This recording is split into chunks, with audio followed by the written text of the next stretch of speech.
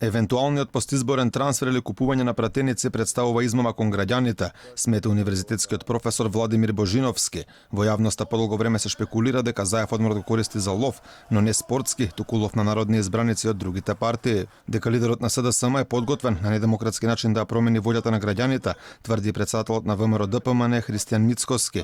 Тој кажа дека на пратеници од неговата коалиција им биле нудени пари по властувања за да преминат во пратеничката група на СДСМ, но тоа минало без успех. Божиновски смета дека составување влада со трансфер на пратеници би представувало погазување на волјата на гласачите. Граѓаните гласале за одредена партија, одредена коалиција и тие пратеници кои што се избрани се благодарение на тие гласови кои што се дадени за таа партија или коалиција која што нуди се разбира одредена програма.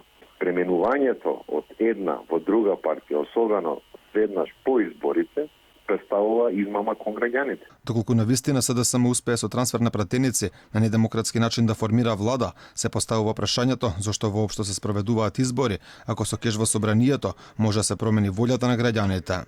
На тој начин се руши самата основа на постоењето на избори како основен чин на демократијата. И едноставно доколку навистина се испостави точно дека некој ќе купи пратеници кои што од една ќе преминат во друга партија или коалиција, тогаш веќе се поставува прашањето зошто ни требаат избори. Додека Заев според информациите кои кружат во јавноста се обидува на вештачки начин да промени волјата на граѓаните, се поставува прашањето дали во неговиот двор ситуацијата е чиста. Имено од БЕСА се уште молчат дали постоја шанси да напуштат коалицијата Можеме и да настапат самостојно во собранието, дека таков сценарио не е за исклучување, покажуваат и двете официјални средби на Али Ахмети и Билал Касами, последната вчера. Со Касами го поздравивме завршувањето на предвремените парламентарни избори на 15 јули и заеднички ја прифативме позитивната оценка на меѓународната заедница, а особено на ОПСЕ.